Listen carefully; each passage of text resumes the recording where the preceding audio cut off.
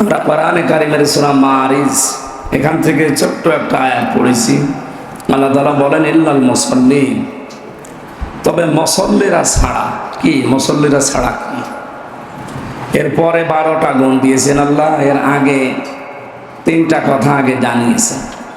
ইন্নাল ইনসানা খুলিকা হালুআ ইযা মাসসাহুশ শাররু জাযুআ ওয়া ইযা মাসসাহুল খায়রু মানুআ।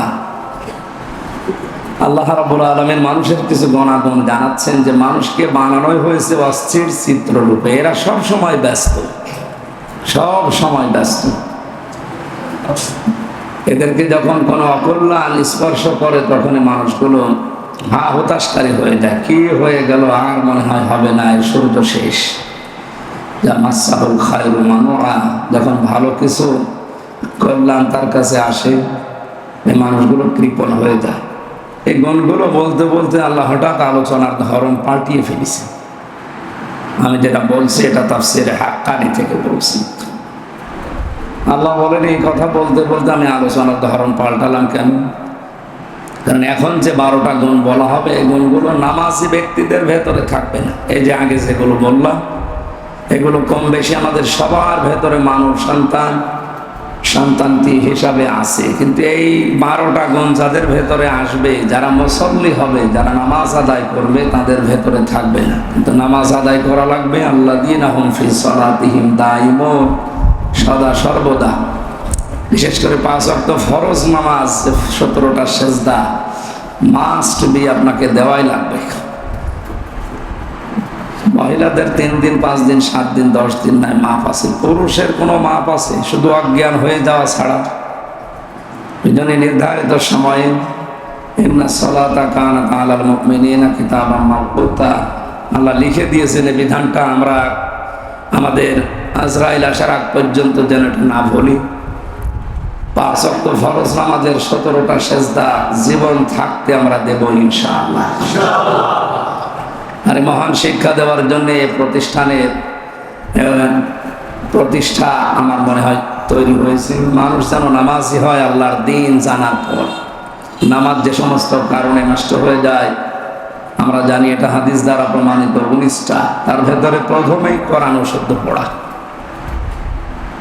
আল্লাহ রাব্বুল আলামিন জানিয়েছেন সূরা বাকারা 121 নম্বর আয়াত, আল্লাযীনা আতাইনাহুমুল কিতাবা ইয়াতলুনাহু হাক্কা তিলাওয়াতিহি, যে ব্যক্তি কিতাবে কোরআন পেয়েছে সে এর হক আদায় করে তেলাওয়াত করে। এখানে যাদেরকে আপনারা দিচ্ছেন অবশ্যই এরা হক আদায় করে পড়ছে।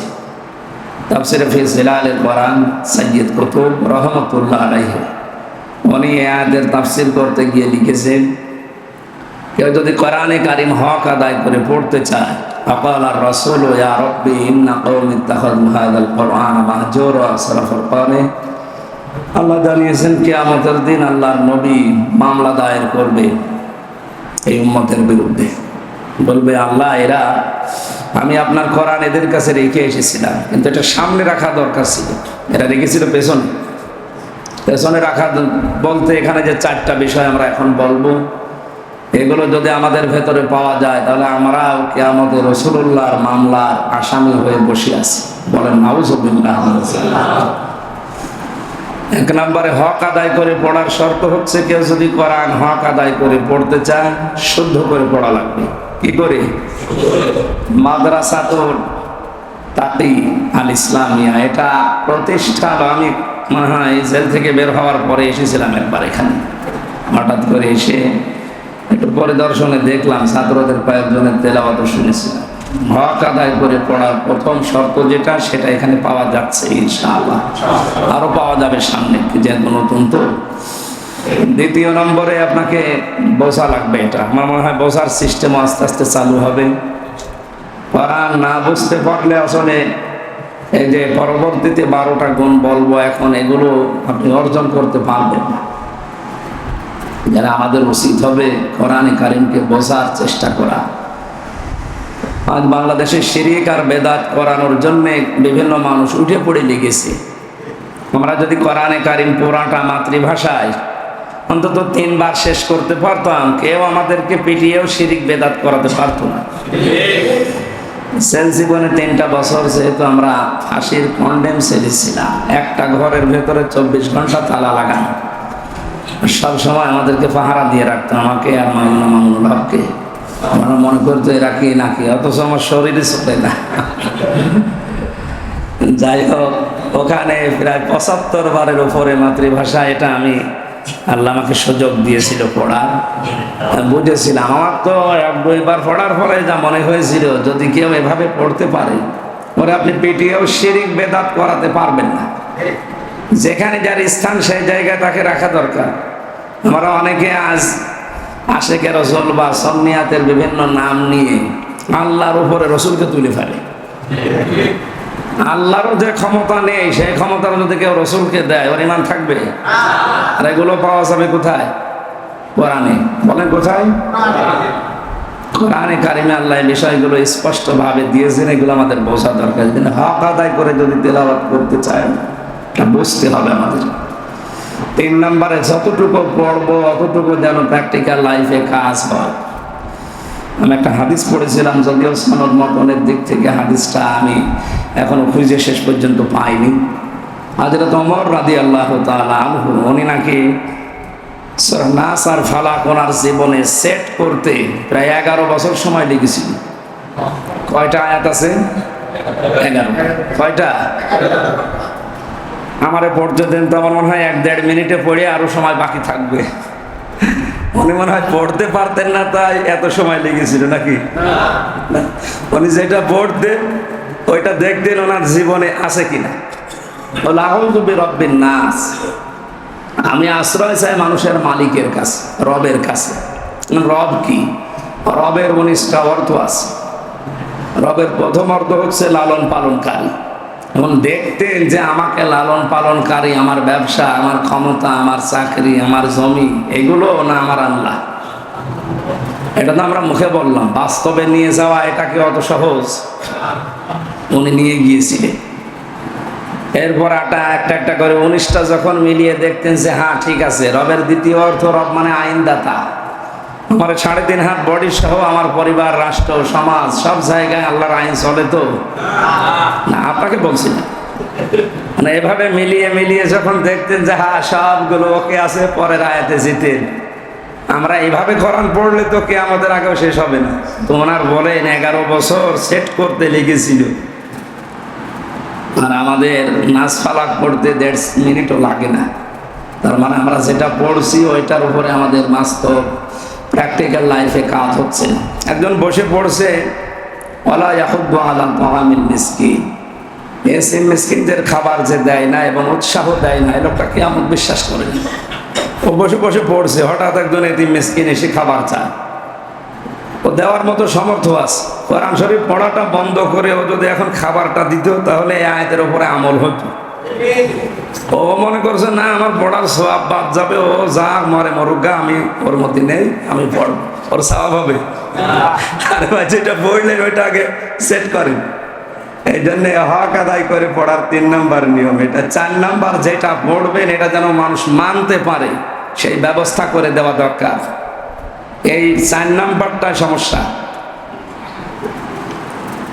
যেটা আমি শুদ্ধ করে পড়লাম, যেটা বুঝলাম, যেটা আমি নিজে মানলাম, এটা যেন আরো মানুষ মেনে জাহান্নাম থেকে মুক্ত হয়ে জান্নাতের দিকে ঘুরতে পারে, এই ব্যবস্থা আমার করে দেওয়া লাগবে না? কারণ আমি এমনি জাইলুম ফিল আরদি খলিফা, আল্লাহ আমাকে খলিফা করে পাঠিয়েছে। খেলাফতের দায়িত্ব পালন করতে গেলে ওইটা পালন করা লাগে। উলাইকা ইউমিনুনা বি, আল্লাহ বলেন এই মানুষগুলোই আমার কোরআন বিশ্বাস করে। আমা ইয়াকফুর বিহি, আর যারা কোরআন বিশ্বাস করে না, এই 4টা বিষয় যারা মানে না, ওরা আমার কোরআন বিশ্বাস করে না। ফাউলাইকা হুমুল খাসিরুন, এরা ক্ষতিগ্রস্ত। এই যে এরা ক্ষতিগ্রস্ত, এই শব্দটা বলছে কে? বলেন বলেন। এই যে কত লোড, এ কথা কত ওজন, আপনি টের পাচ্ছেন? আল্লাহ বলছেন তারা ক্ষতিগ্রস্ত। আমরা 2 আয়াতটা মিলিয়ে বাস্তবে দেখি আজ হাজারো আলেম পর্যন্ত আল্লাহর এই ভাষায় ক্ষতিগ্রস্তের ভেতরে পড়ে গেছে। আমরা কোরআন পড়ছি, অনেকে বুঝছি, বাস্তবে নিজের প্র্যাকটিক্যাল লাইফে তো ওই বিষয় নেই। আর মানুষ যে মানবে, মানাতে হবে, এই পরিবেশ যারাই সৃষ্টি করতে চায় তাদের পেছনে এমনভাবে সূক্ষ্মভাবে লাগে শয়তানও চিন্তা করেছে না আমিও এত সূক্ষ্মভাবে লাগতে পারতাম না। যারা আমাদের উচিতের যে রেকর্ড হচ্ছে এক্ষুনি ও বেদাতপন্থী যারা আছে তাদের কানে চলে যাবে। আমি আহ্বান জানাচ্ছি বড় দরদ দিয়ে, ভাইরা কিয়ামতের দিন যেন আমি আপনি আবার নামের আগে আলেম লেখা থাকার কারণে মামলার আসামি হয়ে না যায়। মান ক্বারাআল কুরআনা ফাস্তাযহারাহু, যে ব্যক্তি কোরআন পড়ে, এই যে কারা শব্দের শাব্দিক অর্থ যে চারটা বললাম এগুলো কোরআনে তিনটা শব্দ আমি পেয়েছি কোরআন পড়ার ব্যাপারে। কয়টা? করা, রতালা, তালাওয়া, এই তিনটা শব্দ আছে পুরা কোরআনে কোরআন পড়ার ব্যাপারে। অভিধান বেত্তা যারা তিনটাই লিখেছে শুদ্ধ করে পড়তে হবে। নামাজ ভাঙার কারণ কয়টা বলেছিলাম? প্রথমটা আপনাদের সন্তানদেরকে আপনারা বিভিন্ন জায়গায় তুলে দেবেন, কোনো অসুবিধা নেই। ডাক্তার বানাবেন, ডাক্তার দরকার। ডাক্তার শাহিন জর্দারের মতো ডাক্তার দরকার বরিশালের, ফরিদপুরের। ডাক্তার ফাতেমা সিদ্দিকার মতো ডাক্তার দরকার রাজশাহীর। ডাক্তার আব্দুল মুবিনের মতো ডাক্তার দরকার চট্টগ্রামের। এইরকম ডাক্তার বানাতে হবে।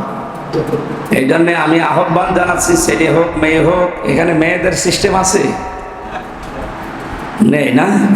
সামনে ইনশাল্লাহ হবে, যেহেতু প্রতিষ্ঠান নতুন, তো আরও আশপাশে যদি থাকে আপনারা ছেলে হোক মেয়ে হোক যে কোনো লাইনে দেবেন। আগে 3টা বছর কোরআনে কারিম এরকমভাবে পড়িয়ে নেন, এরকম জায়গায় 3 বছর পর্যন্ত শেষ করেন। 2টা গ্যারান্টি আমি অলরেডি দিতে পারি। জীবনে কোনোদিন আপনার সামনে কোনো নেশা জাতীয় জিনিস খাবে না, মাথা উঁচু করে কথা বলবে না।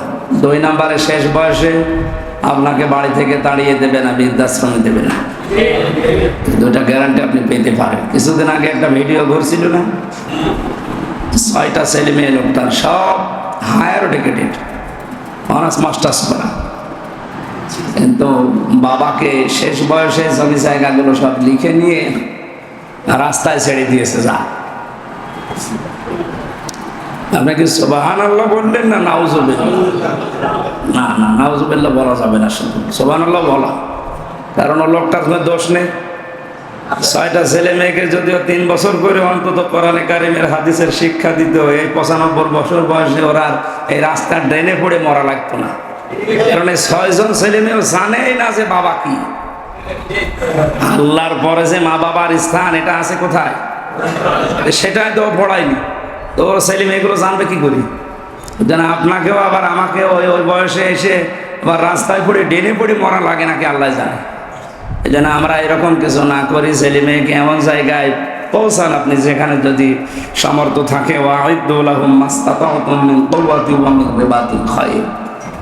আল্লাহ পাক জানিয়েছেন ইসলাম ধ্বংস করার জন্য ওরা যেটা কাজে লাগায়, হে নবী আপনি ওইটা উল্টিয়ে ইসলামের পক্ষে কাজে লাগান। ওরা আজ ডাক্তারগুলো কাজে লাগাচ্ছে ইসলামের বিপক্ষে, আমরা ওইটা উল্টিয়ে ইসলামের পক্ষে কাজে লাগাতে চাই। ওরা আজ ডিসি, এসপি, টিওনো, ওসি বানাচ্ছে ইসলামের বিপক্ষে কাজে লাগাতে। আজ ওই সমস্ত জায়গায় ভালো ভালো মানুষগুলো তুলে দেন। আমার কথার অর্থ বুঝতেছে? আলহামদুলিল্লাহ। কোরআন পড়ে যে ব্যক্তি ফাস্তাযহারাহু এবং কোরআনকে ইজহার করার চেষ্টা করে, এজহারের প্রায় 33টার উপরে অর্থ আছে। এজহারের প্রথম অর্থ স্পষ্ট করা। এজহার মানে দাঁড় করানো, এজহার মানে কায়েম করা, এজহার মানে প্রতিষ্ঠা করা, এজহার মানে বিজয়ী করা। তাহলে কোরআন যে পড়ে আর কোরআন বুঝবে, এই লোকটাই কোরআনকে দাঁড় করানোর জন্য, এজহার করার জন্য, প্রতিষ্ঠা করার জন্য, বিজয় করার জন্য চেষ্টা চালাবে। বিজয় করা কথা বলার পরে আল্লাহ নবী 2টা কথা বললেন, ফাহাল্লা হালালাহু ওয়া হাররামা হারামাহু। যে ব্যক্তি কোরআনকে এজহার করবে, বিজয় করার চেষ্টা চালাবে, কোরআন যদি বিজয়ী হয় তাহলে সে হালালকে হালাল মানতে পারবে, হারামকে হারাম জেনে ছেড়ে দিতে পারবে। বাংলাদেশে আমরা 96% মুসলমান বাস করি, কিন্তু এদেশে এমন একটা অবস্থা, হালালকে হালাল জানার পরও মানা যায় না, এমন জায়গা নেই? হারামকে হারাম জানার পরও মানা যাচ্ছে না। আমরা তো মুক্ত জীবনে আছি, টের পাচ্ছি না। বন্দি জীবনে এটা উপলব্ধি করা যায় বেশি। অনেকে মনে করি ওখানে গেলে মানুষ সব আল্লাহর ওলি হয়ে যায়। ওখানেও এমন গোনা করার সিস্টেম আছে। আমি আমি যেহেতু এটা রেকর্ড হচ্ছে এই জন্য নিচে নামলাম না। বাস্তবে হারামকে হারাম জানার পরও আমরা মানতে পারছি না অনেক ক্ষেত্রে। এই যে আজকে আসার সময় গাড়িটা ধরে সব ওকে আছে, তারপরও মামলা দিয়ে দিল। কারণ মামলা দিতে পারলে ওনার নাকি 4টা মামলা দিলে প্রমোশন হবে, সে বৈধ হোক আর অবৈধ হোক। এই যে হালালকে হালাল জেনেও আমি মানতে পারছি না, হারামকে হারাম জানার পরও ছেড়ে দিতে পারছি। একটাই কারণ, কোরআনে ঝাড় নেই, বিজয়ী নেই, প্রতিষ্ঠা নেই। এতটুকু আল্লাহ নবী শেষ করেননি। আদখালাহুল্লাহুল জান্নাহ, আল্লাহ পাক তাকে জান্নাতে দিয়েই দিয়েছে। তাকে জান্নাতে দেবে না, তাকে জান্নাতে দিয়ে দিয়েছে। এই কথা বললেন কেন? নবীজির কথাকে আমাদের এই যে 2 ঘন্টা 2.5 ঘন্টা শুধু শান বলতে চলে যায়, এরকম কথা বলতেন নাকি? উনি কথা বলতেন একটা, কিন্তু এক একটা কথার ভেতরে লক্ষ লক্ষ কথা লুকিয়ে থাকতো। আদখালাহুল্লাহুল জান্নাহ, আল্লাহ পাক তাকে জান্নাতে দিয়েই দিয়েছে। তার মানে কি? মানুষ তো মরে গেলে জান্নাত পাবে, ও আগে জান্নাত পেয়ে যাচ্ছে মানে? আসলে যদি কোরআনে কারিম পড়া, যে 4টা শর্ত বললাম, এভাবে আমরা পড়তে পারি দেশের 96% মানুষ, আর কোরআন যদি বিজয় করার জন্য আমরা চেষ্টা চালাই, হালালকে হালাল জেনে যদি চলতে পারি, হারামকে হারাম জেনে যদি ছেড়ে দিতে পারি, আল্লাহর কসম এই পৃথিবীকে আল্লাহ আমাদের বাংলাদেশকে মিনি জান্নাত বানিয়ে দেবেন। হাদিসের পরবর্তী কথা তো আরো সুন্দর, ওয়াশাফাআহু ফি আশারাতিন মিন আহলি বাইতিহি কুল্লুহুম ক্বাদ ওয়াজাবাত লাহুন নার। তাকে সুপারিশ করার জন্য এমন ক্ষমতা আল্লাহ কিয়ামতে তার 10 জনের ব্যাপারে দেওয়া হবে, আত্মীয় স্বজনের ভিতরে, যাদের প্রতি জাহান্নাম অবধারিত ছিল। সুপারিশ করে সে জান্নাতে নিয়ে যেতে পারবে কোরআনে কারিমের আমলের কারণে। সূরা রদের 23 থেকে মনে হয় 33 নম্বর আয়াত পর্যন্ত, যারা পড়েন এগুলো একটু পড়বেন। আমার সময় কম, আমি শুধু দলিলগুলো বলছি, লম্বা করতে পারছি না। ওখানে আলেমদের, বুদ্ধিমানদের কিছু কথা আছে। বুদ্ধিমান বলতে যারা আলেম, জ্ঞানী, বুদ্ধিমান, এই মানুষগুলো সত্যিই যদি দুনিয়াতে কোরআনে কারিমের উপরে আমল করে এদের বুদ্ধি খাটাতে পারে, কি আমাদের দিন তার পরিবারস্থ লোক, এমনকি এখানে প্রায় 7টা গুণ দেওয়া আছে। এই বিষয়গুলোকে আমাদের আল্লাহ তাকে দয়া করে দান করবেন। আমরা যারা এই লাইনে আসছি বা এসেছি, আমাদেরকে সূরা রদের এই কাজগুলো আমরা বাড়ি যেয়ে আপনারা তাফসীর দেখে নেবেন। তাফসীর ইবনে কাসিরটা সহজ, এটা পড়ে নেবেন। সূরা রদের 23 থেকে 33 নম্বর আয়াত পর্যন্ত। বড় ভয় আছে, এরপরে মেহমান আসবে, আর আমার কণ্ঠ আজ কয়েকদিন বসে যাওয়ার কারণে কথা বললেই কষ্ট হচ্ছে। যতটুকু বলেছে আল্লাহ আমাকে সহ যারা এসেছি প্রত্যেককে কাজে লাগানোর তৌফিক দিন। আমিন। বারাকাল্লাহু লানা ওয়া লাকুম ফিল কোরআনিল আযীম। আসসালামু আলাইকুম।